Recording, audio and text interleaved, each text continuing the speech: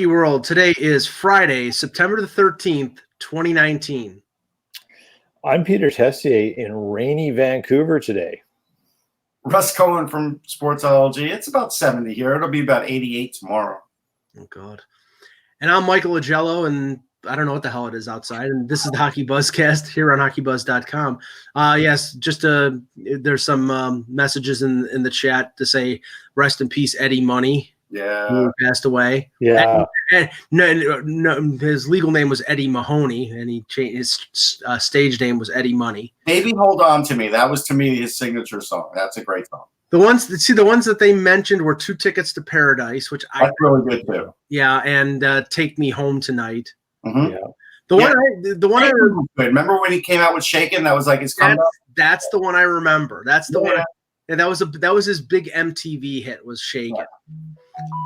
Yeah. Anyway, we'll get right into the hockey because our time is limited with Peter today, and we'll start off with Winnipeg. A couple notable new events over the last 24 hours. First one, it was good news, and I think really, really good news for the Jets. A contract that got signed that is actually reasonable. Josh Morrissey, who's got a year left on a bridge deal. I think he's making what, in the 3 range right now? He was coming off a 3.5, I believe. Which is, and we know that Morrissey is a very effective top 4 defenseman. I don't think he's going to score a massive ton of points, but he's not a slouch offensively. But no. But they signed him to an 8-year deal at $6.25 million. And Peter, to me, that's very reasonable. It's incredibly reasonable. It's very fair. And it provides some security for the Jets and for Morrissey. I mean, Morrissey has shown offensive prowess, and he certainly had it in junior. And I think if you're looking at Morrissey, you probably are of the belief that he hasn't hit that ceiling yet in terms of offensive production. Seeing as he no longer has Myers and Trouba around, and the Jets do a 4-forward-1D on the power play, I think Morrissey's going to get a lot more opportunity there between him and Byfuglien. They're both better passers than either Myers or Trouba were, for sure, in the offensive zone. So I think given the roster change alone, Morrissey is going to get more ice time, and he's going to get more opportunity to get points as well, just out of that. The fairness for the Jets on this it's sort of interesting, because if you look at it, Morrissey's making $3.15 this season. So essentially he gets basically a $3 million raise, $3 million, 10 grand or whatever it is, or 100,000. You look at Kulikov coming off the books next year. There are a lot of people who believe Ville Heinola has a very good chance of making the team next year for sure. It's a nice rollover into using your entry-level deals to the best you can while locking up someone at an affordable rate to give you the ability to do more. So it turns over in a very excellent fashion for the Jets. I think for Morrissey, he's got stability, and he was never shy in the summer and had mentioned to a number of media that he was happy to sign long-term here. And I think whatever the dispute was last year about the contract, and he missed about 3 days of camp, I think, they sort of reconciled that through the season. And a typical Kevin Cheveldayoff move, he sees a player he wants to keep, and he gets them locked up a year before their extension deal. In this case, it's not an aging forward. It's a young guy who's 24 right now. He's going to get another shot at a contract after this. It may not be huge, but let's just remember, I'm not comparing to Byfuglien, but Byfuglien and age 31 signed a deal worth $7.8 million each. There's money still there if you're a producing defenseman, and we know what Carlson's making too at a later stage as well. And he's got 2 shots. The 8 years doesn't limit him from another payday either. Yeah, I agree.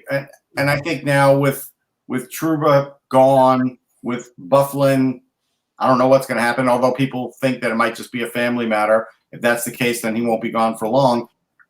It's definitely going to open up offensive possibilities for him. So I think he might surprise a few people out there. Yeah, 31 points in 59 games last year after his career high was 26 points in I think 82 games. So he is flourishing offensively, but I still think he's about a 40 to 45 point defenseman at best, which I think, that's a pretty good output. So what Russ was referencing was the post from the Jets PR this morning that took everybody sort of aback that Dustin Byfuglien has been granted a personal leave of absence from the team. No specifications on what the reason was for. A lot of rampant speculation of what it is. We're not going to go there, but Peter, I mean, it has to be concerning because now, as you said, Trouba's gone. Their defense is not as deep as it was. Byfuglien still has a big role on this team as a leader and as somebody who eats a lot of minutes on the blue line. And if this is something where, it keeps him out for a while, I mean, we don't know what it is. I mean, that could have a big effect on the Jets. It could have a huge effect on the Jets, considering that 2/3 of the right side are gone in Trouba and Myers, and now you've lost Buff. That is a massive concern. Let's make things really clear here. When these things happen, rumors go into overdrive, ideas, thought processes, it tends to lean to the negative. As of this time, no one knows what's going on. There are 3 people who do: Dustin Byfuglien, Kevin Cheveldayoff, and Paul Maurice. Maybe some teammates know, and whatever's going on with Byfuglien's family. What we do know is this: both Paul Maurice and Kevin Cheveldayoff were scheduled to appear on TSN 1290 this morning, and they did, and they answered questions. Paul Maurice said, and it's a classic Maurice line, there's nothing sinister going on. Kevin Cheveldayoff said, spoke to Buff yesterday, understand it, his family is fine, and I think he was referring to his immediate family, so his wife, his 3 kids. Look, Dustin Byfuglien, he was raised by his grandfather. He was very close to him. I don't know what extended family he has that way, and I know his grandfather passed away or was ill. I can't remember. I should know this, but I don't. It could be something as simple as that, and he's got to help out a family member. That's it for his family, and that's all it is, and he needs a week. It's not uncommon, and the Jets dealt this way when Nick Patan's dad had some passed away last year as well, in a bit of a tragic sense, and they're copacetic to this. This is comes from right from the top of ownership with Mark Chipman and his belief in support and caring for people and family first, everything else second. And they did the same with Tyler Myers with his wife and their child. Nothing to be worried about until there's something to worry about. And right now there is nothing. Yeah, I think that's fair.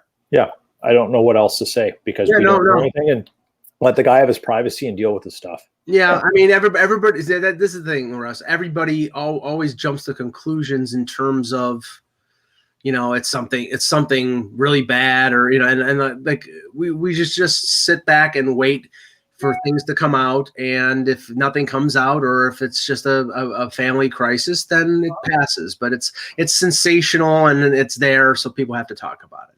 Yeah. Okay, now there was another contract announced last night while I was at the Steve Hackett concert in Suburban. A phenomenal show. I posted on Facebook, Peter. I'll post it on Twitter later, a little segment of some of the show, which was phenomenal. But Ivan Provorov signs a 6-year deal with I believe it was $12 million of signing bonus included at $6.75 million. And Russ, after Werenski gets 5 for 3, now Provorov gets 6 at 6.75. If I had to choose between the two, I'd rather have Provorov's deal because you've bought 3 years more, 2 of unrestricted free agency, and it's a $1.75 million a year, but you've got him locked up until age 28. That's pretty good. Yeah, and trust me, I think his price went down after some of those contracts came out. And I think it had to. And so I think it was good for both sides. Like I told you, I thought the fairest would be 6x6, but I knew there was no way he would take that. To get him at 6.75 is good. I mean, at the end of the day, he's going to be there. He's going to be in the prime of his career. You don't worry about any of that. I just watched him at camp, and he's still in great shape. Like he was able to chase down a forward after the puck was all the way in the defensive end, and he caught up to him in the offensive end. First day of camp. So don't worry about that. That part's still there. He didn't just sit around all summer. He's a workout fiend. So in that regard, it's good. He had his press conference. He said there was never a worry. He said that he wanted to make it into camp, and he did. I think the good sign that he was going to make it into camp was that 2 days ago there was a rookie game and he was there with his agent. I think that was the first sign that, yeah, this is probably going to happen. Travis Konecny, still not there. So he's still in Ontario. We didn't hear anything like it's going to happen today. So right now, and the interesting thing is people want to quibble about, what's a holdout, what isn't. If you're not in camp, you're a holdout to me. It doesn't mean the regular season. It starts in camp. And so that's what Konecny right now is missing time with a new coach, period. It's the technical term. He's not holding out because he doesn't have a contract. I've come to grips with referring to it as a contract impasse because they don't have a deal. But yeah, I mean, he's denying their service. He's not negotiating, or maybe they are negotiating and they can't come close to a deal. I mean, he could go to camp. It's not like they say don't come to camp. He could go to camp. There have been players before who buy insurance, right? Yeah, that have come to camp and not had a deal. So I just state it the way it is. That's all. Now, in other news, the Dallas Stars got a little bit of bad news. Probably not too, dire. It's bad. Well, no, I'm talking about one other thing here. Corey Perry broke his foot. He's out for a couple weeks. He's had a history of injury problems over recent years, but it's not like he's going to miss regular season time. But the other news is Jim Nill came out and said that defenseman Julius Honka, who's a restricted free agent currently, has requested a trade. Russ, to me, it's a question of the numbers game. They signed Lindell long term. Heiskanen is a star. They have Klingberg. They signed Andres Sekera. They have Alexiak. There doesn't seem to be a clear path for Honka to make this team and get significant minutes. So it might be a situation where he would benefit going someplace else where he has opportunity. But the thing is, he's had opportunity and he hasn't seized it. Because he's a largely one-dimensional offensive defenseman. And so that's the problem. And Montgomery's not going to put up with that. Hitchcock wasn't going to put up with it. So he never got playing time. There's probably a team or two that would take him because, he could skate and he's got a good shot and he could definitely move the puck. We see the same game in his brother, and I'm not sure his brother's much better defensively either. He's a little better, it seems.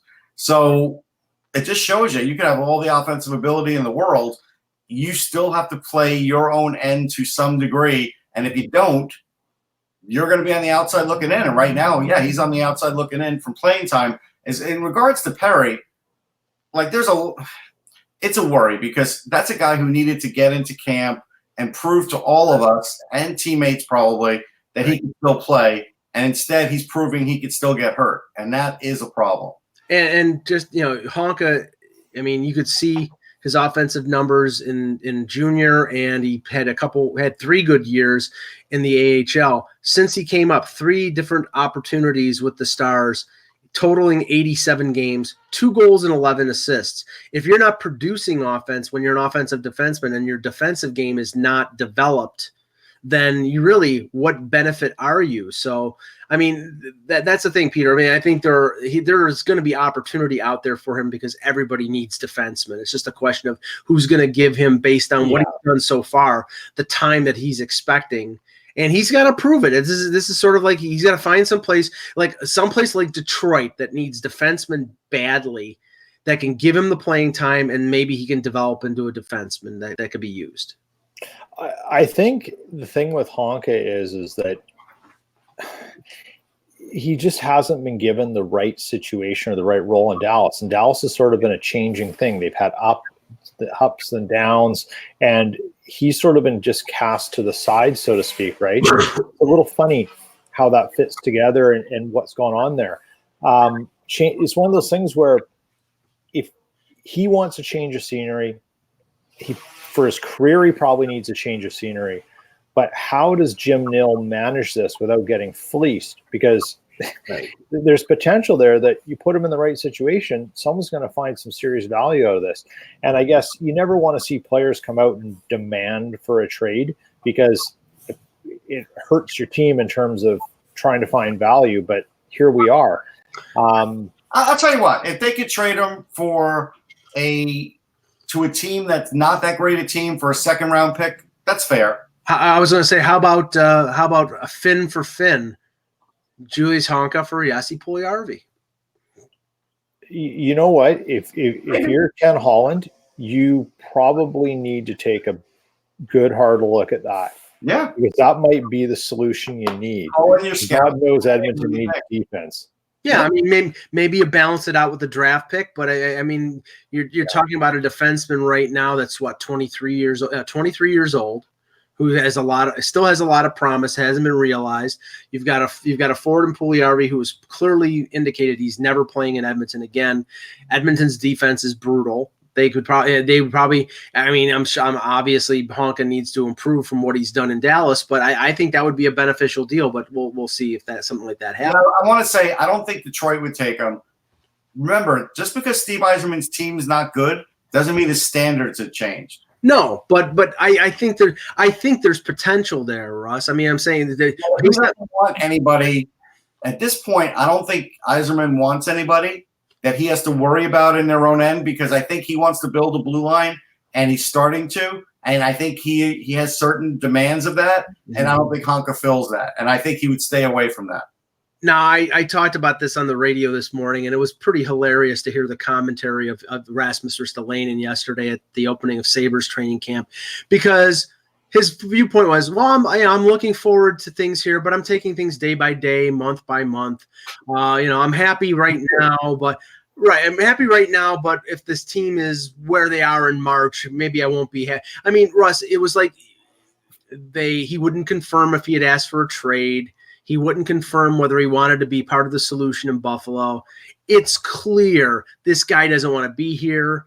And the only reason that he's here at training camp is because the Sabres couldn't get what they think is fair value for him. This is not going to go well if it continues into the season like this. Well, I think it will fade a little bit. I don't think it's going to stay on him all year, because I think once the season starts, I think the media and other people will have bigger fish to fry and other things to worry about, like is Jeff Skinner scoring and how's the goaltending and all those other things. He's not going to hurt the team. I don't think he'll hurt the team. So I'm not worried about it from that regard. What happens is, though, if they don't trade him out of camp, right, the value definitely takes a hit. It might be a distraction is what I'm saying, Peter. And that's the thing. It's like when you have a guy who has been your minutes-eating defenseman for years, who plays 27, 28 minutes, and that's too much. All right. I'll ask you this question, Mike. Yeah. When's the last time there hasn't been a distraction in Sabres camp?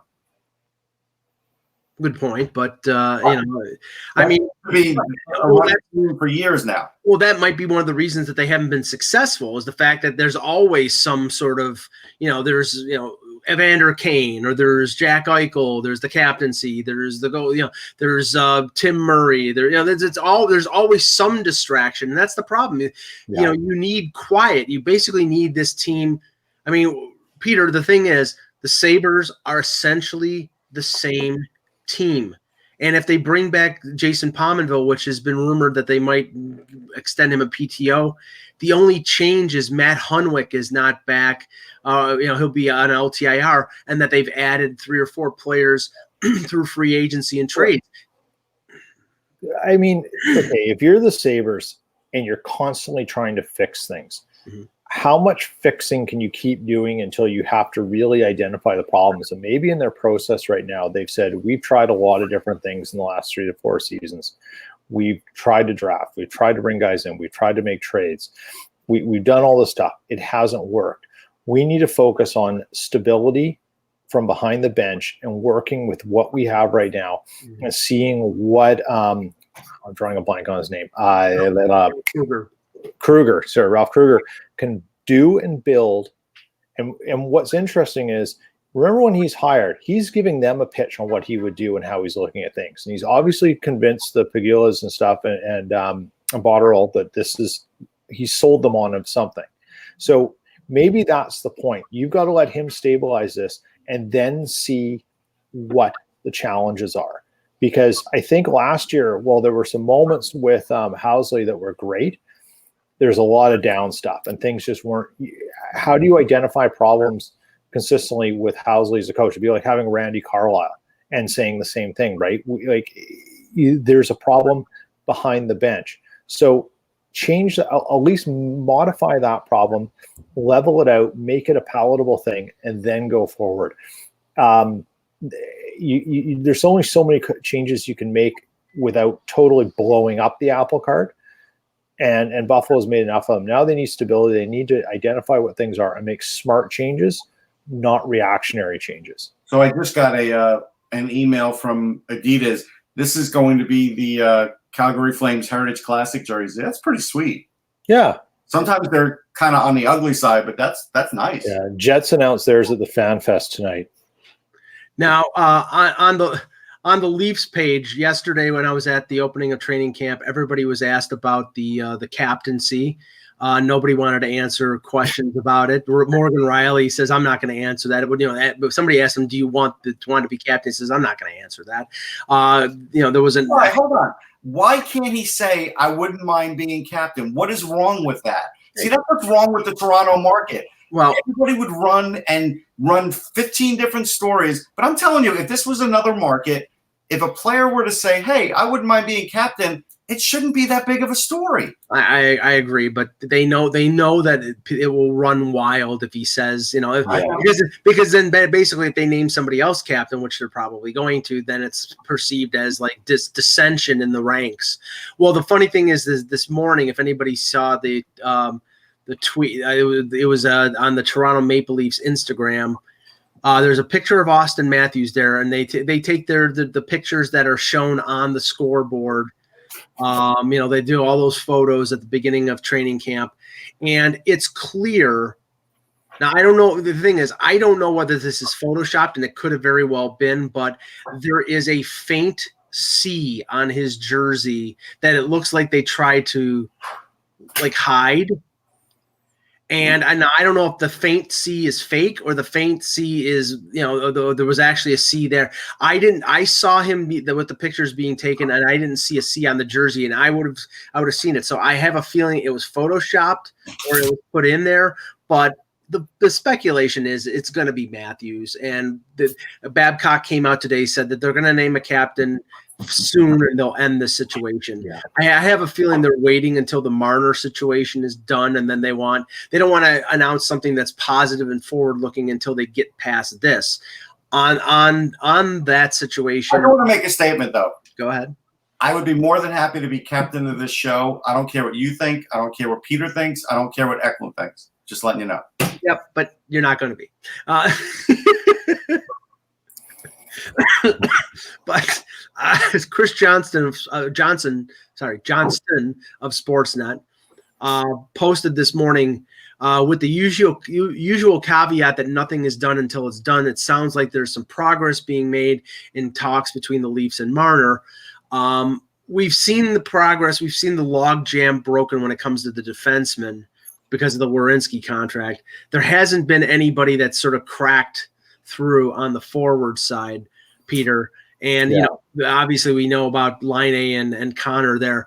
There was a report of Pierre LeBrun was saying if it was him looking at a compromise, 6 years at $10.5 million would be sort of the compromise on both sides.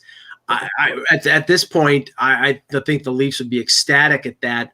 And then John Shannon came out and said that the numbers that were being floated out there were way off. So, I mean, right now it just seems that things are nowhere. There's talk of progress. Yeah. If things don't happen in the next 3 or 4 days, then it could go into the season. You know what's happened here that's really interesting is with Marner, there seems to be, I've seen it twice now. You just mentioned it because I wasn't aware of those two conflicts today. But in the past, you've seen things where you have media outlets saying, this is what I've heard, this is what I've heard, and then there's an outlier saying something different. Right. The same thing has happened with Laine right now. Dave Pagnotta came on TSN 1290 today and disputed what Andrew Strickland had to say, that no, the Jets had not made an offer in the $5.5 to $6 million range. I mean, what? It's really interesting to hear that use the term credible sources, or the media guys, the guys who are paid money to do this, are hearing different things and contradicting each other, not to show one up, but just saying that's not what I'm hearing, or I'm hearing something different. That's how different this time of year is compared to past years, and it's pretty fascinating. I think the one thing that Mitch Marner and his father and his representation have to think about, and put this in the back of their mind, you may have all the reason in the world to want a certain range of salary and believe what your worth is. I don't begrudge anyone that. But you also have to know you are also part of the situation of creating problems. Mm-hmm. And how much of a problem do you want to make this to be? And can you recover from it? That's the question. Because if you don't, if you only have one way of seeing the ending and it doesn't end that way, what's your reset point? What's your recovery point? Because you're going to take the blame. It won't be the Leafs. Like they don't think that way, Peter. That's what I'm saying. They need to start thinking. I know, but they don't. They absolutely do not. Yeah. I don't even think if this were October 1st, they'd be thinking that way. The funny thing is that, I mean, obviously the battle for information between the insiders, especially with a story like Marner, is going to be heated. And, listening to everybody, Elliot Friedman, Darren Drager. Drager this morning said, Elliot Friedman reported the $11 million offer for 7 years, and him and Bob McKenzie had confirmed that information was correct. Right. And then Drager was like, I've never talked to Paul Marner, and we know that everybody thinks that the conduit of all the inside information, because it's been so pro Marner with Drager, is from Paul Marner. I don't know who his source is. I based on his reputation, I'm just taking the information that Drager is putting out there as being factual and being from some inside source. I have no reason to contradict or no reason to question it. Yeah. But we see the situation, how it's played out, a number of people coming in it from different directions. All I know is this: if this is not solved in, like, say, the next week and a half, it's going into the season, because the Leafs are from Mars and Mitch Marner is from Venus. It's already. Guys, I was going to say goodbye because I got to run. Have a good weekend. Yeah, you too. It's already getting a little weird on Twitter. Like, people are already starting to put in the Marner blame stuff, and each week it's getting a little more negative towards Marner on Twitter. In Leafs Twitter, that's what I'm noticing from fans, not from media. Well, and I see, Russ, I think that was spurred by the leak of the offer of $11 million times 7 years, or 7 or 8 years. That's more than Patrick Kane makes. He would be the highest paid winger in the NHL. And what we've heard after that is he doesn't want to deal that long, and he wants to make what Austin Matthews is making. Right. We're not going to make it. I haven't spoken to one person yet that agrees that he should make what Matthews is making, like in the business. And so there's that. Remember, there's also this belief out there that Kyle Dubas is not a great negotiator, and Nylander took advantage of him. So they don't want that to happen again either, right? And even though negotiating down the road is pretty easy for the Leafs, there's not that many tough ones left. They've got to do well on this one, otherwise Dubas is going to start to take a hit. And so that's why both sides are dug in like this. Yeah, I mean, I don't know. I mean, I have heard those critiques of Dubas. I mean, the thing with Nylander was it got to the 11th hour, and they were at that point first or second in the NHL in the standings, and they thought, okay, it's close enough to the deal that we wanted that we'll eat some crow here for the benefit of getting him back in the lineup, and not realizing that he was nowhere close to being the player that he was, when he comes to training camp and plays regularly. And he was a drag on their team last year more than help. That's what they're concerned about with Marner, because, I mean, I'm sure Marner is practicing and skating, but it's not the same as training camp. It's not the same as playing with your line mates. By the way, Russ, this morning, John Tavares was skating with Kasperi Kapanen playing the opposite wing, playing the left side, with Jeremy Bracco on the right. Listen, this is what teams do now.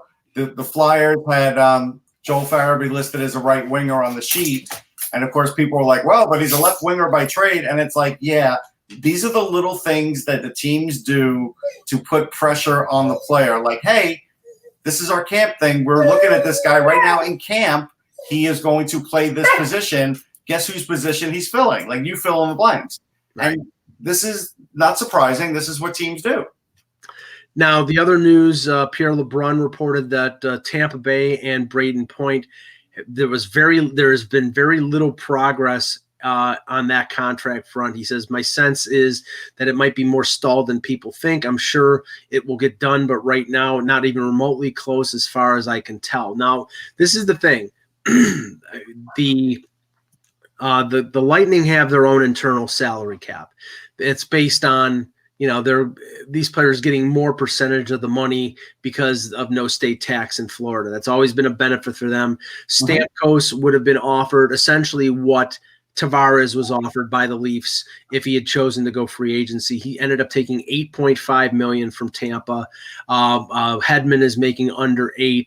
Kucherov is making $9.5 million. All of their deals have been more reasonable than the expectation of what they would have gotten someplace else because of that benefit, because of the chance of playing in Tampa, taking a little less to be a Stanley Cup contender, the weather, but also the tax situation.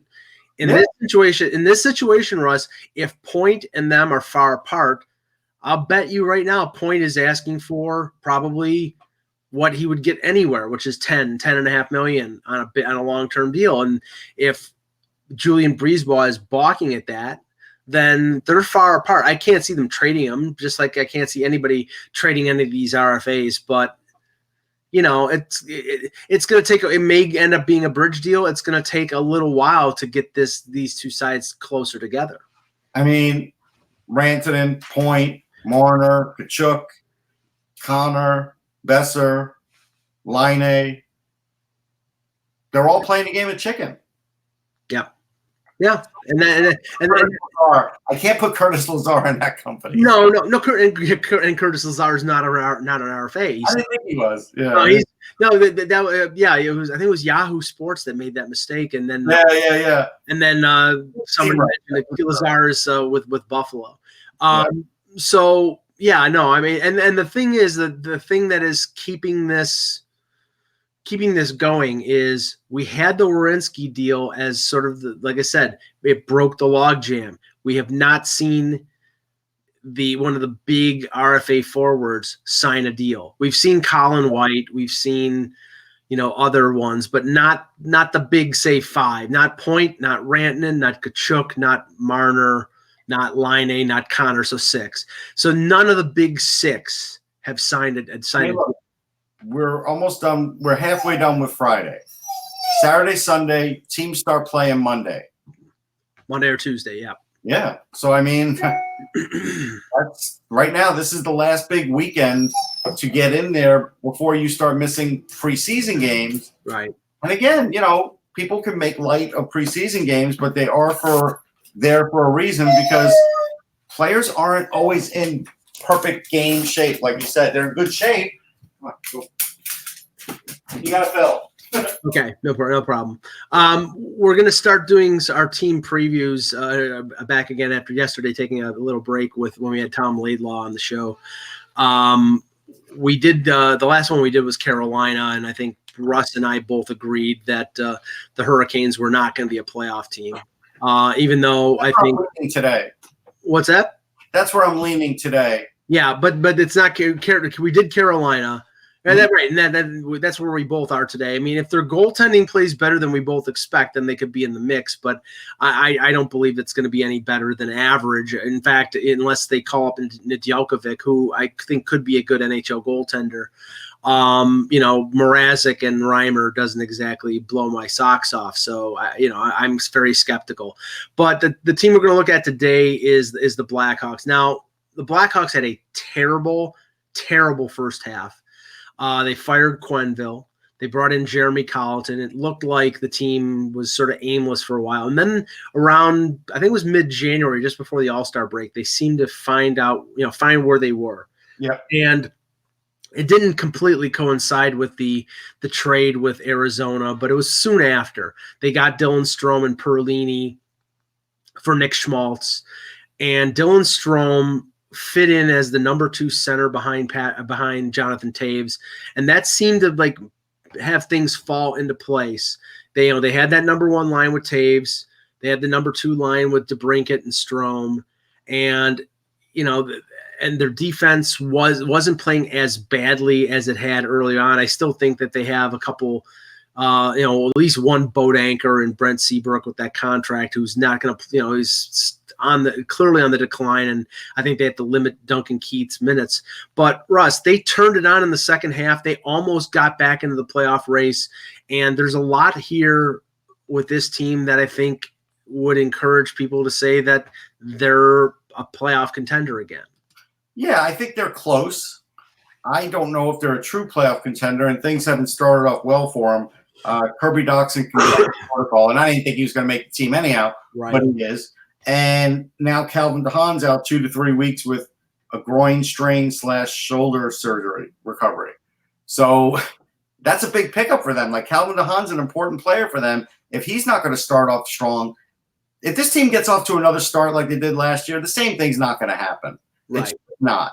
And I get that they still have some great players. I do. But there's plenty of teams now with talented guys that don't make the playoffs.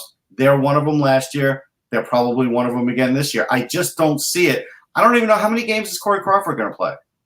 Well, I mean, that's the reason why they signed Leonard. I mean, I think ideally they're gonna go 1A, 1B, and probably split their time. I mean, if Leonard plays like he did last year, because that was sort of the plan with the Islanders, where it was going to be him and Greiss, and then he played better than Greiss and got the majority of the games. So, I mean, if Crawford can stay healthy, I'd say he probably plays 40 games, and so does Leonard. Yeah, I would say so too. It'll be interesting to see how that divvies up. I think their goaltending is good, though. I don't think that's a big problem. But I think these other things are problems because then again, Seabrook, Keith, they might get banged up during the year. How good's their power play going to be? I mean, I think Strome is going to have even a better year. DeBrincat, I think, can match what he did. I don't know if he can go beyond that, but that was a pretty great year. Well, here are the major additions. They traded Anisimov for contract reasons to Ottawa. Got Zach Smith back. I mean, Zach Smith, I think, is a 15-goal scorer. He's a third, fourth line guy at most. And I think it was a cap related deal there, so it was beneficial to both teams. But they reacquire Andrew Shaw from Montreal. They traded for Calvin DeHaan. They traded for Oli Mata. Now their defense, I think, Seabrook, Keith, DeHaan, Mata, Eric Gustafsson, who scored 60 points last year, Slater Cuckoo. You have the possibility of Boquist inserting himself at some point, and a split of Crawford and Leonard. I think they're in the mix for one of the wild card spots, but I'm not guaranteeing they're going to make the playoffs. So what do you think? Yeah, I think they're in the mix, but only because of the way the NHL point system works. So I think they'll be in it until the last few weeks of the season, then I think they'll be out of it. All right, we'll take some questions in the chat. Let's see here. Okay, Anthony asked, does Corey Crawford get traded? Well, he gets traded only if, remember, they're both UFAs. Right. He only would be a candidate to be traded if he proves he's healthy, which he has not been able to prove in the last few years. Right. He has a history there, but I mean, I don't think that really will matter. No trade. Yeah, right. Exactly. So I think it's going to be complicated to trade him. Let's see. Stuttering Guitarist asks, who would you pair Moritz Seider with at training camp? Well, I mean, ideally, I probably would pair him with Mike Green, because I would probably ask Seider to play more of a defensive role like he did early on in the DEL. But I think Green is not 100%. That's where now you start getting into the other ground, and I don't know. I don't know who they're going to pair him with. Well, Funky Cold Zadina, our resident Detroit expert, suggests that they play Trevor Daley. But the only problem with that is if you want Seider to be more of a not stay at home because he's a mobile defenseman, he's big and rangy. But if you want him to be concentrating more on the defensive side of the game, maybe you put him with a puck carrier. And that's what I was thinking. They probably want to do that a little more. But then Kevin told us Chalowski may not make the camp. So who else is on D there, Mike? Jonathan Erickson, DeKaiser. Maybe you put him with DeKaiser. Yeah. Drop the Elbow asks, thoughts on the Kings moving on from Quick to commit to a full rebuild? It's not happening tomorrow. Could it happen at the trade deadline? Maybe. Maybe if Cal Peterson really shows well, I think that's a possibility. Well, remember they locked up Campbell for 2 more years. Right. He's on an ELC, or not ELC. He's on a league minimum deal, $675 right now, and he signed a 2-year extension at 1.6. They extended Peterson too. He's got another 2 years. No, 3. He's still got 3. So they didn't play him enough games where he burned the first year of entry level. So that's good. But Quick has got 3 more years after this year at $5.8 million. Again, not an easy sell. Not an easy sell because he's got to prove he's durable enough. He's got to prove that he's got some of the Jonathan Quick that we remember. And if he does, then I think there'll be interest. And the Kings will never go through a full rebuild, not because they shouldn't, but because they don't seem to want to. Right. Goalie FP asks, will Joel Farabee make the Flyers, and how many goals will he score? All right. Also, will Joe Veleno make Detroit work? Yeah. I was going to go set question. Oh, okay. Right now, Farabee has an excellent chance. I still think it's better if he starts in the AHL. I do. If you maybe wanted to start him in the AHL and let some of the other guys like Andreoff and Stewart start the season, I don't think that's going to kill him.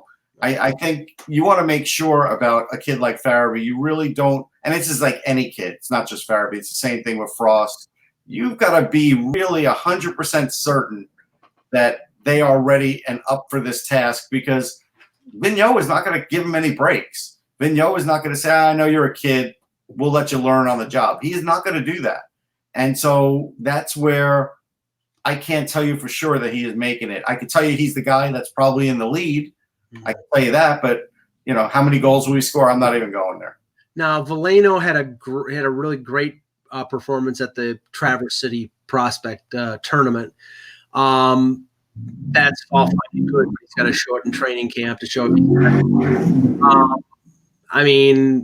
I would be skeptical he makes it early on, but I think he'll play in the NHL this year. Maybe he plays if he's eligible to play in Grand Rapids. I would think he would play in Grand Rapids, but I'm not sure. I think he's eligible. Yeah, I'll check. All right, I would start him in Grand Rapids if I could, because you got to remember Joe Veleno is physically strong.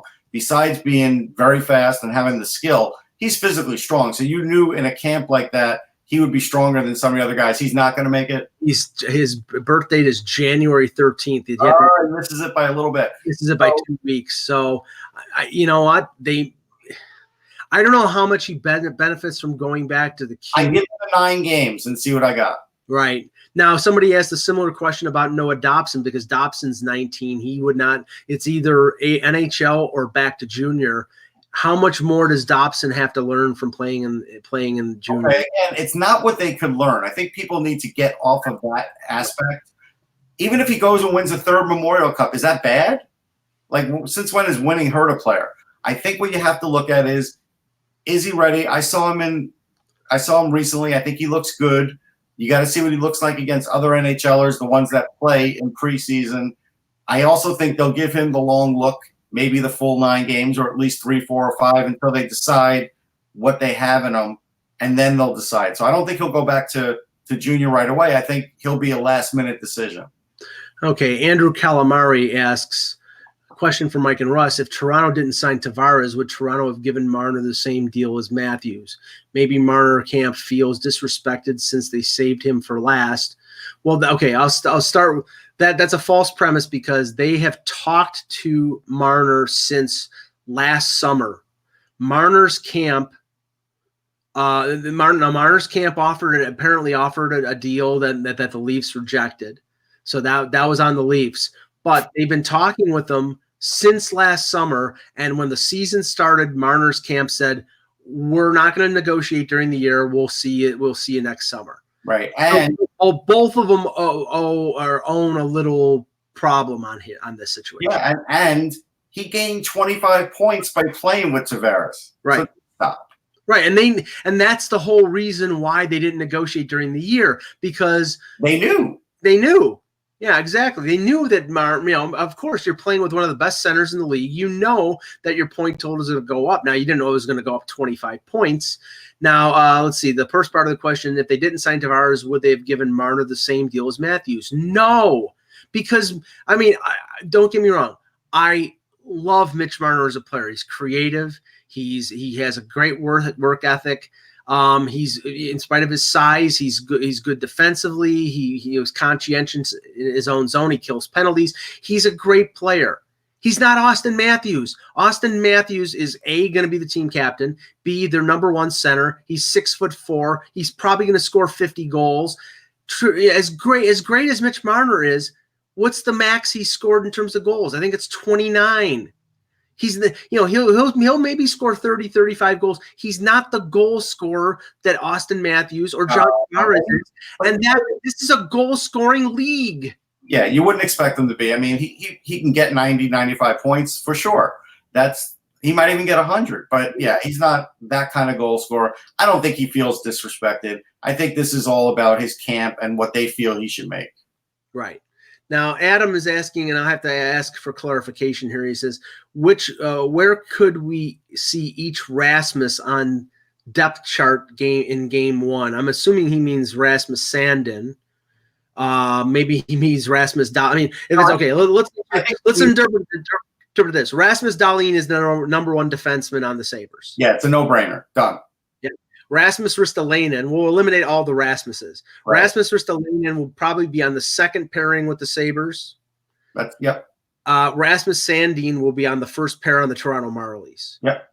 I do not think, unless he blows the doors off at training camp, I think where the Leafs want him is he's 19 years old. He's eligible to go to the World Junior again. Unless he stands out, unless he proves he can play in their top four. They've got CC, Muzzin, Barry, Riley. I don't think they want to put Rasmus Sandin in the NHL playing bottom pairing minutes, burning the first year of entry level. I think they'll want him to get stronger and get better in his own zone and play against tougher competition as a first pairing defenseman with the Marlies. Okay, let's see here. Dean Youngblood asks, how many centimeters are in an inch? I don't know, and I don't care. I don't care either. I can ask Siri, but why would I? Yes. Okay. Anthony asks, why didn't Patrick Maroon get a bigger deal with teams? Will him and Shattenkirk crush it with Tampa Bay? Well, okay.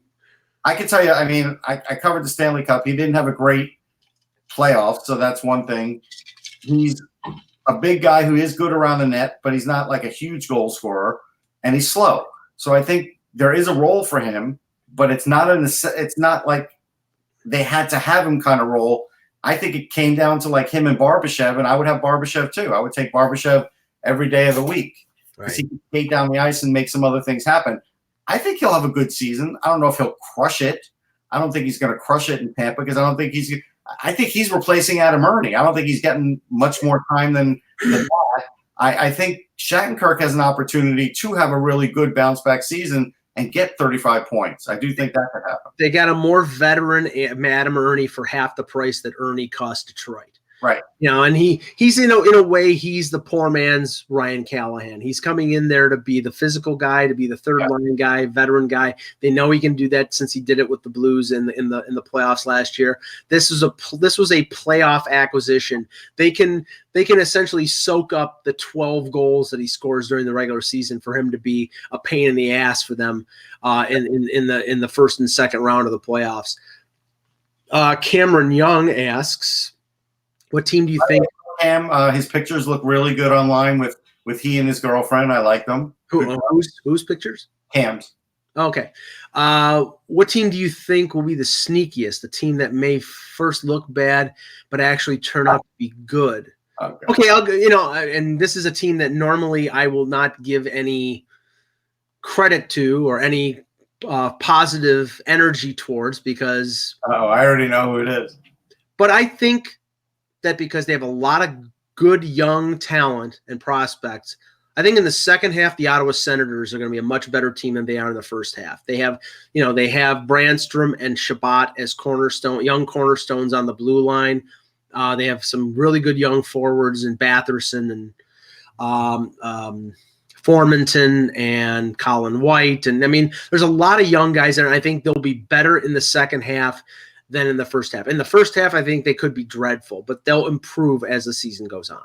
Yeah, I'm going to go with Was that who you thought I was going to say? No.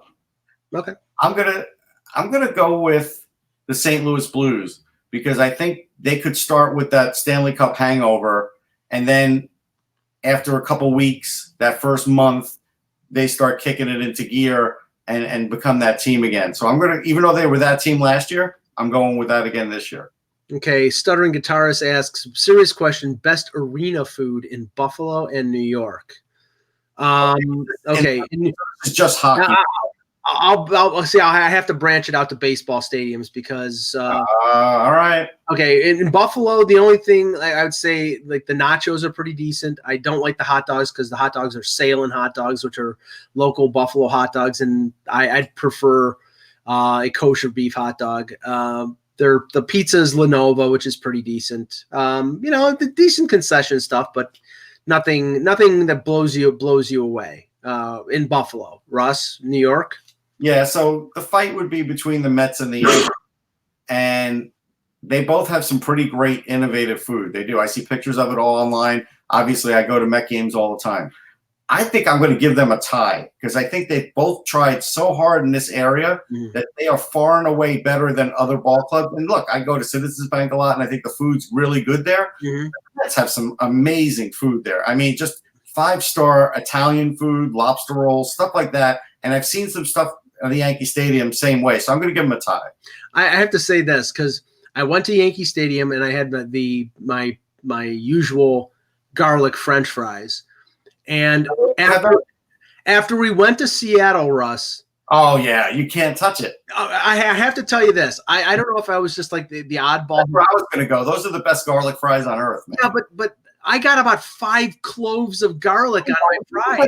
Put it away a little. I get it. Holy moly! Like I was sweating garlic on that bus up to Vancouver.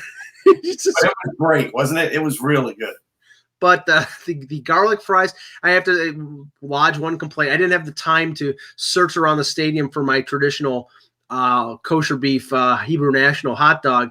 The Yankees changed from Nathan's to Sabret's. Oh, that's a step down. Yeah, and I was heartily disappointed at the hot dogs there. Street dogs, man, that's different. Yeah, and I just didn't. That's the same thing. That's the same thing. The Mets switched away from Carvel to Mr. Softy, and it's like, look, Mr. Softy's okay when you don't have any dessert in the house, and he comes by your house, and you figure out, all right, I'm going to run down the ice cream truck because I got nothing. But if you have a choice between Carvel and Mr. Softy, it's a no-brainer for Carvel. Yeah, let's just say this. Both are better than Turkey Hill. That's pretty good, actually. It really is. No, you're wrong about that. Hate it. It's disgusting. Turkey Hill is just just as good as that other brand that you like in Buffalo. That local. Bull crap. Perry's is unbelievable. It's just as good. Shut up. Oh, shit. Funky Cold Zadina, is Adam Erdy a long-time replacement for Justin Abdelkader?